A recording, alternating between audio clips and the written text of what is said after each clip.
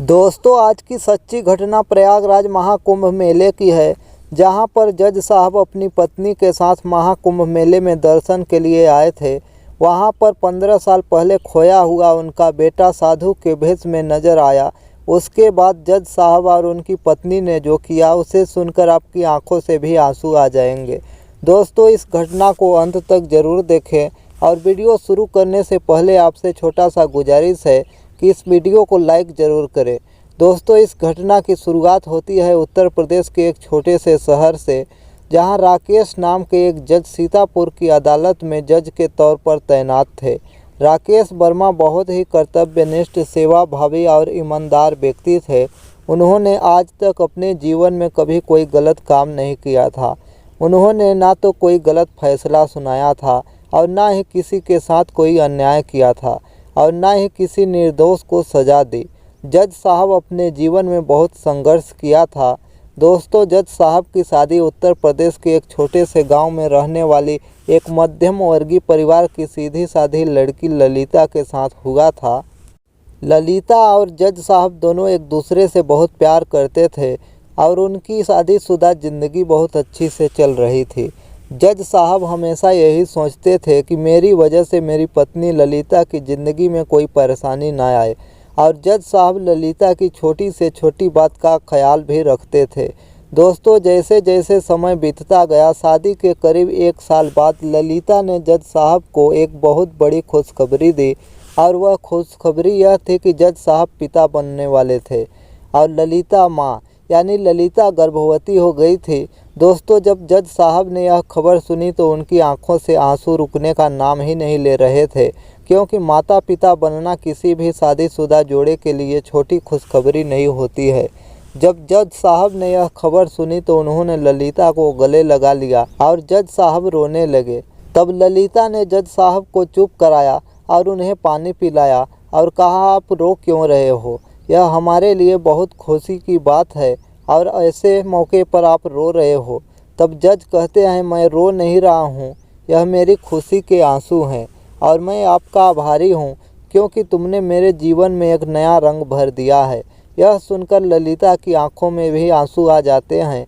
वे एक दूसरे को सांत्वना देते हैं और फिर अगले दिन वे दोनों अपने घर के पास एक मंदिर में जाते हैं और भगवान से प्रार्थना करते हैं और आशीर्वाद लेते हैं और भगवान को धन्यवाद कहते हैं और अपने जीवन में आगे बढ़ते हैं। दोस्तों, अब 9वां महीना चल रहा था और 9वें महीने में ललिता ने एक बहुत ही प्यारे बच्चे को जन्म दिया। वह बच्चा पूरी तरह राकेश वर्मा जैसा था, और जब राकेश वर्मा ने पहली बार अपने बेटे को देखा और उसे अपनी गोद में लिया, राकेश वर्मा जो एक जज थे फिर से रोने लगे और ललिता से कहने लगे कि आज तुमने मेरे जीवन में सबसे बड़ा कीमती और सबसे कीमती उपहार दिया है, इसके लिए तुम्हें धन्यवाद। तब ललिता कहती है कि यह हमारे लिए एक नई दुनिया है, यह हमारे लिए एक नया जीवन है। हम इसे बहुत दूर तक ले जाएंगे और इसे बहुत खूबसूरत बनाएंगे। अब दोस्तों, धीरे धीरे समय बीतता गया और जज साहब का बेटा 3 महीने का हुआ तो जज साहब ने उसका अपने घर में बड़े धूमधाम से स्वागत किया। एक पंडित को बुलाया गया और जज साहब ने अपने बेटे के लिए एक भव्य पूजा करवाई और बेटे का अच्छे से नामकरण संस्कार करवाया गया। दोस्तों, काफ़ी सोच विचार के बाद जज साहब ने अपने बेटे का नाम नीरज रखा। दोस्तों, जब ललिता ने नीरज नाम सुना तो वह बहुत खुश हुई और उसे यह नाम भी बहुत पसंद आया। अब उन दोनों ने अपने बेटे का नाम नीरज रखा और धीरे धीरे समय बीतता गया। जब नीरज करीब 5 साल का हुआ तो जज साहब नीरज का एडमिशन एक शहर के एक बहुत बड़े स्कूल में करा दिया। दोस्तों, नीरज पढ़ाई में भी बहुत होशियार था और नीरज में ललिता और राकेश वर्मा के सारे गुण मौजूद थे। नीरज बचपन से ही पढ़ाई में बहुत होशियार था और नीरज की मां नीरज को भगवान का भक्त बनाना चाहती थी। अब दोस्तों, एक दिन की बात है, नीरज ने अपने माता पिता से कहीं घूमने जाने की जिद की तो ललिता जज साहब से कहती है कि ठीक है, हम अपने बेटे को कहीं घुमाने ले जाएंगे, क्योंकि हमने बहुत दिनों से कहीं बाहर यात्रा नहीं की है और मैं भी पूरा दिन घर में ही रहती हूँ और आप भी पूरे समय अपने कोर्ट में ही रहते हैं, तो क्यों ना हम साथ में समय बिताएं। तब राकेश वर्मा कहते हैं कि ठीक है, जैसा आप कहो। हम अपने बेटे को कहीं घुमाने ले चलते हैं, चलो चलते हैं।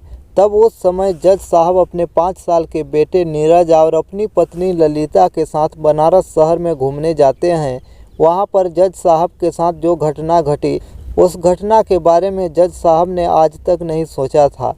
जब जज साहब अपनी पत्नी और बेटे के साथ बनारस के मेले में पहुँचे थे, तभी जज साहब और जज साहब की पत्नी से मेले में उनका बेटा बिछड़ गया। दरअसल दोस्तों, उस मेले में भगदड़ मच गई थी। उस भगदड़ के कारण नीरज अपने माता पिता से बिछड़ गया था और किसी ने नीरज का अपहरण कर लिया था। जब जज साहब और ललिता ने पूरे मेले में नीरज को ढूंढा तो वह उन्हें नहीं मिला और वह फूट फूट कर दोनों रोने लगे। फिर जज साहब अपनी पत्नी को लेकर बनारस के एक थाने में अपने बेटे की गुमशुदगी की रिपोर्ट दर्ज कराने गए, तो पुलिस ने भी रिपोर्ट दर्ज करने से मना कर दिया, क्योंकि दोस्तों कानून ऐसा है कि आप किसी की गुमशुदगी की रिपोर्ट 24 घंटे के बाद ही दर्ज करा सकते हैं। तब जज साहब ने उस थाने में अपील की और पुलिस वालों से कहा कि प्लीज़ हमारा बेटा ढूंढने में हमारी मदद कीजिए।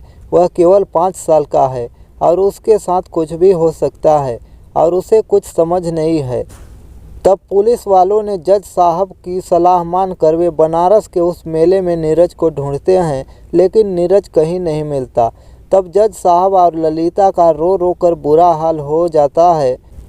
और दोस्तों, एक माता पिता का अपने बेटे से अलग होना कोई साधारण बात नहीं थी। उस समय वह केवल 5 साल का था और अपने माता पिता का इकलौता बेटा था। पूरे मेले में उनकी मदद के लिए पुलिस के अलावा कोई नहीं था। जज साहब और ललिता अपने बेटे को वो खोजते रहे, लेकिन उनका बेटा कहीं नहीं मिला। उसके बाद ललिता ने संकल्प लिया कि वो कभी बच्चे को जन्म नहीं देगी। तब जज साहब ने ललिता से कहा, अरे तुम क्या कह रही हो? क्या हमें इस दुनिया में एक और नया संसार लाने का अधिकार नहीं है? क्योंकि दोस्तों, नीरज के खोने से ललिता को बहुत सदमा लगा था। ललिता बहुत दुखी थी और वह पूरी तरह से बिखर गई थी जब उन्होंने अपना इकलौता बेटा खो दिया था। और उस समय ललिता का भगवान से विश्वास उठ गया था। दोस्तों, केवल एक माँ की ममता ही जानती है कि जब उसका बेटा उससे दूर चला जाता है। जज साहब ने ललिता को बहुत समझाने की कोशिश की, लेकिन ललिता नहीं मानी और तब से लेकर आज तक ललिता ने कभी बच्चे को जन्म नहीं दिया। अब एक दिन दोस्तों 18 जनवरी 2025 को ललिता ने जज साहब से कहा कि मुझे महाकुंभ मेले में दर्शन के लिए जाना है। तो जज साहब ने कहा, ठीक है, जैसा तुम कहोगी वैसा ही करूँगा। क्योंकि दोस्तों, उस खुशी से अलग होने के बाद जज साहब और ललिता की ज़िंदगी पूरी तरह से बर्बाद हो गई थी। उन दोनों का जीवन बहुत रूखा सूखा चल रहा था, क्योंकि जब नीरज उनके घर में था तो उस घर का माहौल ही अलग था। घर में खुशियाँ ही खुशियाँ थी।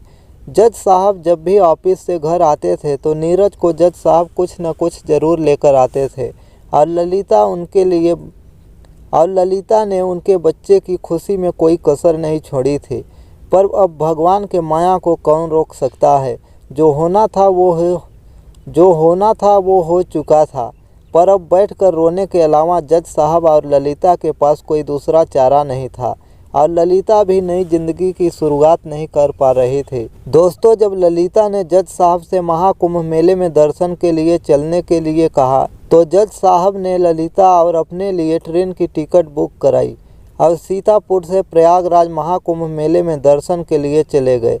उस ट्रेन के सफ़र में पति पत्नी को जब भी कोई बच्चा दिखाई देता तो उन्हें सभी बच्चों में अपना नीरज ही नज़र आता था। और इस कुंभ की महिमा अपार थी। ऐसा कहा जाता है कि जो व्यक्ति महाकुंभ में जाकर वहां स्नान करता है वह वैकुंठ में जाता है। इसलिए इस कुंभ को साधारण कुंभ नहीं कहा जाता। दोस्तों, उस कुंभ में करीब 40-50 करोड़ लोगों के आने की उम्मीद थी।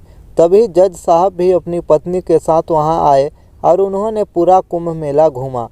जज साहिबा थोड़ी खुश हुई, क्योंकि काफ़ी दिनों के बाद उन्होंने राकेश वर्मा के साथ कहीं घूमने का फैसला किया था।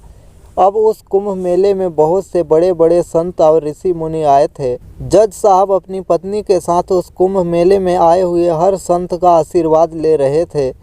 उन्होंने उस कुंभ मेले में शाही स्नान किया था। उन्होंने उस कुंभ मेले में बहुत कुछ देखा था। तभी ललिता की नज़र वहां पर बैठे एक बालक साधु पर पड़ी। जब ललिता ने उस साधु बालक को देखा तो उन्हें भी अपने बालक की याद आ गई और वह उस साधु बालक के पास गई और थोड़ी देर बैठकर उससे बात करने लगी। तभी दोस्तों ललिता ने उस साधु बालक की आंखों में एक तिल देखा और वही तिल नीरज की आंखों पर भी था। दोस्तों बातचीत के दौरान ललिता ने उस बालक से पूछा कि तुम्हारे माता पिता कौन है और तुम यहाँ क्या कर रहे हो। तब उस साधु बालक ने उत्तर दिया कि मैं एक साधु हूँ, मेरे कोई माता पिता नहीं हैं, केवल भगवान ही मेरे माता पिता हैं। वह मुस्कुराने लगी और मन ही मन सोचने लगी कि यह बालक कितना सुंदर है और इसके विचार भी कितने सुंदर हैं। अब दोस्तों जब ललिता उस बालक की आंखों में बार बार देख रही थी तब ललिता ने जज को बुलाया और कहा कि कृपया यहाँ आइए और इस बालक को देखिए, यह बालक हमारे नीरज जैसा नहीं दिखता। तब जज साहब कहते हैं कि तुम कैसी बात कर रही हो, हमारा नीरज तो पता नहीं कहाँ है, उसे हमसे बिछड़े हुए लगभग 15 वर्ष हो गए हैं। हमें नहीं पता कि वह कहाँ होगा, वो क्या कर रहा होगा और जिंदा भी होगा या नहीं। ये सुनकर ललिता जज साहब से कहती है कि बस करो, ये आप क्या कह रहे हो, हमारा बेटा जहाँ भी होगा खुश होगा और हमारा बेटा आज भी जिंदा होगा। और जब ललिता ने जज साहब से कहा तो उन्होंने कहा कि ज़रा इसकी आँख में तो जो तिल है उसे तो देखो, वही तिल हमारे बेटे नीरज की आंखों में था।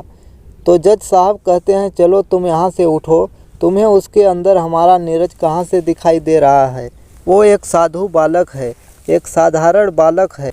तो दोस्तों ललिता कहती है चाहे तुम मानो या ना मानो लेकिन वो मुझे नीरज जैसा ही दिखता है। तो जज साहब कहते हैं अरे ललिता, मुझे लगता है तुम बहुत ज़्यादा सोच रही हो, हमें यहाँ से चले जाना चाहिए, हमें यहाँ नहीं रहना चाहिए। दोस्तों एक माँ की ममता उसके बेटे को किसी भी रूप में पहचान लेती है और ललिता तो अपने बेटे से बहुत प्यार करती थी। जज साहब ललिता को बार बार समझा रहे थे कि ये हमारा बेटा नहीं है, ज़रूरी नहीं कि सिर्फ हमारे ही बेटे की आंख में तिल हो, इस दुनिया में ऐसे बहुत से बच्चे हैं जिनकी आंखों में तिल होते हैं। तो ललिता जज साहब की बात नहीं मानती और जिद करने लगती है कि नहीं, मुझे लगता है यह हमारा नीरज है जो बनारस के मेले में खो गया था। अब दोस्तों जज साहब इस बात को मानने को तैयार नहीं थे। जज साहब ललिता को बार बार समझा रहे थे कि वो हमारा बेटा नहीं है, हमें यहाँ से चले जाना चाहिए और हमें और भी साधु संतों से मिलना है और साधु संतों के आश्रमों में जाना है। अब दोस्तों ललिता वहाँ से जाने को तैयार नहीं थी। ललिता उस बालक से काफ़ी देर तक बात करती है और कहती है कि आप मानो या न मानो ये हमारा नीरज ही है। तब जज साहब ललिता की आंखों में देखते हैं तो वह भी रोने लगते हैं, क्योंकि दोस्तों काफ़ी दिनों के बाद जज साहब ने ललिता के चेहरे पर मुस्कान देखी थी।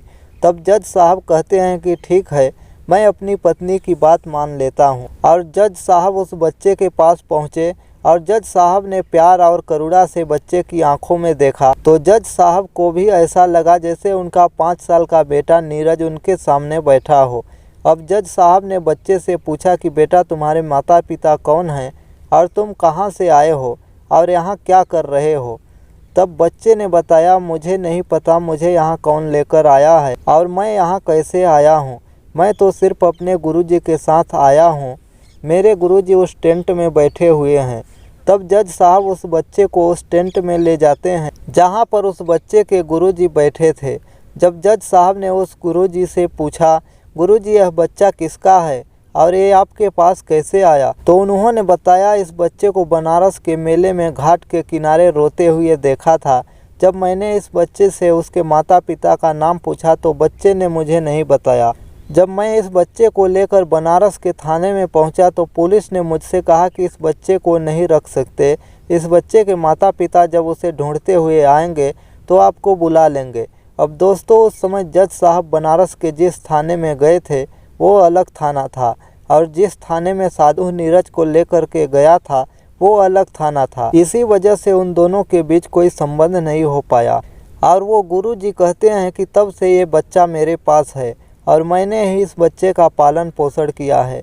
तब जज साहब ने कहा कि गुरुदेव आप हमारे जीवन में भगवान बनकर आए हैं, भगवान की लीला सर्वोच्च है। गुरुजी ने कहा कि मैं भगवान नहीं हूँ, मैं तो बस एक साधारण सा संत हूँ।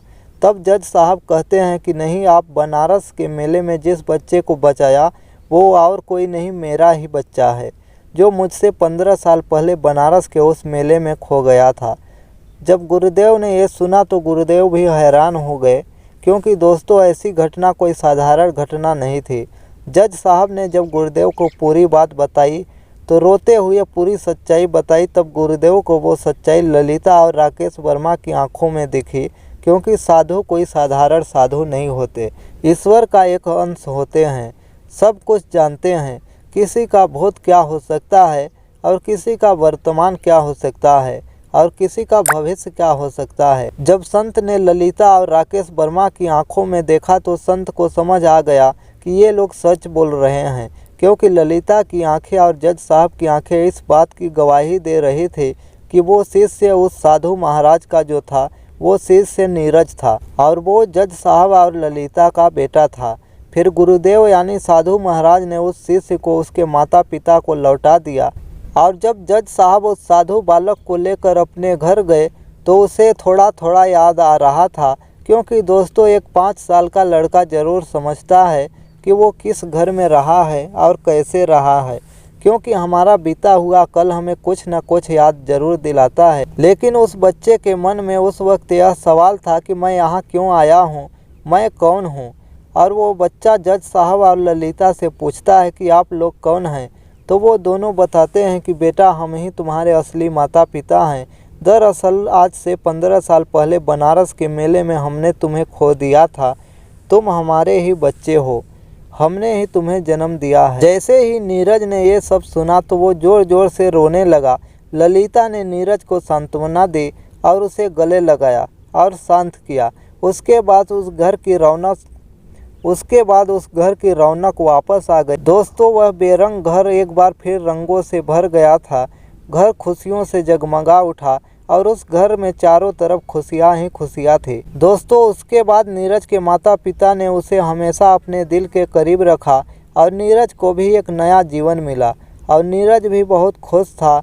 दोस्तों कहते हैं ना कि भगवान कभी कभी परीक्षा लेता है, लेकिन परिणाम बहुत आश्चर्यजनक होते हैं। तो दोस्तों ये थी आज की कहानी। अगर आपको वीडियो थोड़ा भी पसंद आया हो तो उस माँ के लिए एक लाइक ज़रूर करें और यदि आप हमारे चैनल पर नए हैं तो कृपया चैनल को सब्सक्राइब करें। मिलते हैं दोस्तों अगले वीडियो में एक नई कहानी के साथ, तब तक के लिए धन्यवाद।